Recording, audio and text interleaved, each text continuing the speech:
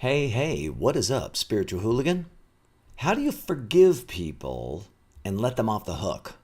What do you need to do in order to have compassion and see that you're going to be okay, other people are they're operating okay, and you don't have to resist people? Well, one of the answers that I found is inside of Dr. Hawkins' book, Eye of the Eye, and I want to share that with you today. I know I've been sharing a bunch, but that's the whole point of my journey with the Daily Enlightenment, is to literally share with you all the things that I'm thinking about, all the insights that I've had, and what my influences are, what influences me to rise into these states of no mind so that I am at peace, and then I can teach you to be in no mind and be at peace. Hi, that's a long-winded way of saying my name is Matthew Ferry, and this is your Daily Enlightenment. It's your moment to pause, to slow down, and to get connected to enlightened perspectives.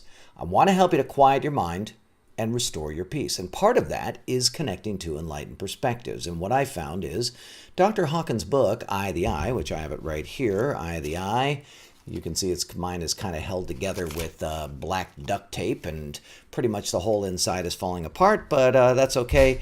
It really is the chapter on advanced awareness that was the real big game changer for me. But the whole book was pretty darn mind-blowing. And today I want to talk to you about this idea of people being a pain in your ass and forgiving them and letting it go, and what it takes to actually have compassion. And one of the things that I have been working with you on during the Daily Enlightenment is recognizing they're just doing the best they can. And predominantly, people are operating automatically. They are operating based on the predisposition that they come in with, right? Certain people are certain ways when they come in. They have certain perspectives. You did, everybody else you know did.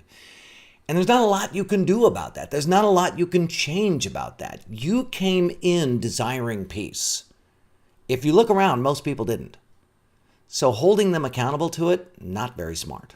You came in desiring happiness, equality, harmony, joy, experiencing what I call enlightened prosperity. You want to do well. You want to experience this knowing, this trust that all is well. That makes you different. And guess what?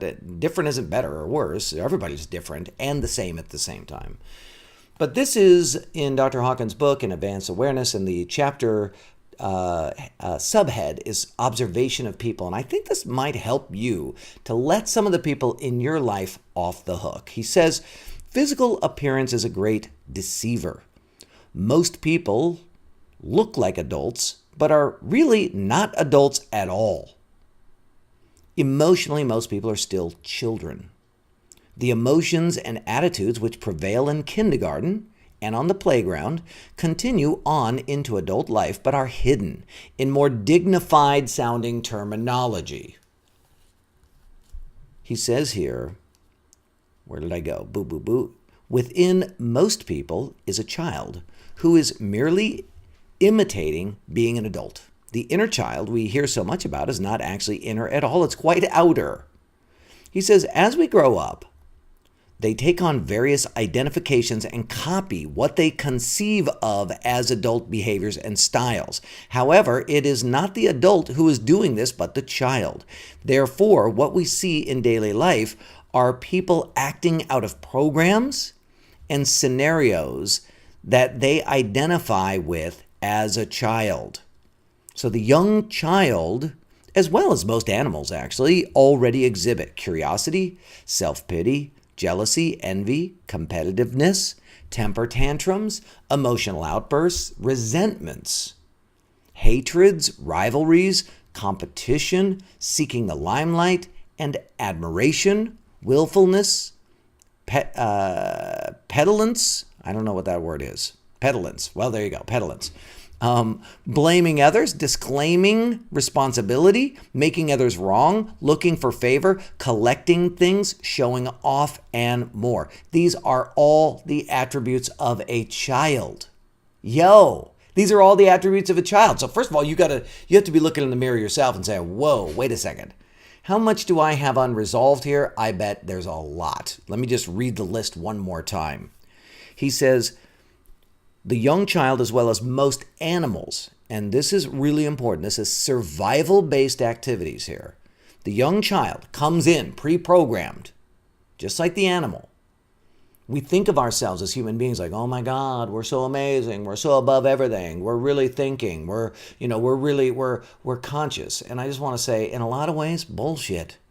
So much of what you do, what I do, what everybody is doing is literally predisposition. It's programmed into you. He says, the young child, as well as most animals, already exhibits curiosity, self-pity, jealousy, envy, competitiveness, temper tantrums, emotional outbursts, resentments, hatreds, rivalries, competition, seeking the limelight, and admiration, willfulness, petulance, blaming others, disclaiming responsibility, making other people wrong, looking for favor, collecting things, showing off, and more. These are all the attributes of a child. It's so much easier for you to forgive the people in your life, to let them off the hook, when one, you realize that the things that you don't like in them are actually the things that you've either worked to overcome in yourself or you haven't made peace with that you are. It's not that you don't like other people. It's that you don't like the interpretation you have of other people, which means you don't like your filters. As we watch the daily activities of most adults, we realize, I'm reading again if you're not aware of this, we realize that nothing has really changed. So as we watch the daily activities of most adults, we realize that nothing has really changed. This realization is helpful for compassionate understanding rather than condemnation. Oh my God, it's so helpful. As we watch the daily activities of most adults, we realize that nothing has really changed. This realization is helpful for compassionate understanding rather than condemnation. Check it out. Ready? He says, stubbornness and opposition, which are characteristics of the 2-year-old, continue to dominate people's personalities well into old age. Occasionally, people also manage to go from childhood to adolescence in their development, in their personality, and become endless thrill seekers and challengers of fate. They are preoccupied with body, muscles, flirtation, popularity, and romantic and sexual conquests. There is a tendency to become cute, coy, seductive, glamorous, heroic, tragic, theatrical, dramatic, and histrionic. Again, this is the child's impression of adolescence being acted out.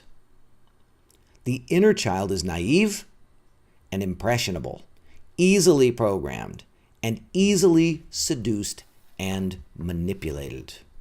End quote.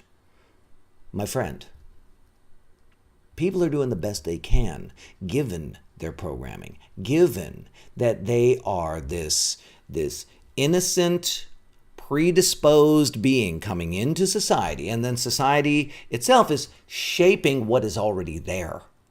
It's not creating new stuff. It's shaping what's already there. It's forwarding the predisposition to being an irrational, survival-based being. And when I say irrational, I mean enlightened, right? So not being enlightened. Enlightened is really just a modern, well-informed outlook. And most of us do not have a modern, well-informed outlook about ourselves and about what's driving us and about our psychology and about our being. Let people off the hook. So what is your insight for today? I really want to know what your insight is. Will you leave that for me in the comments? Will you like this Daily Enlightenment, please? Will you share it with your friends? That helps me get the message out.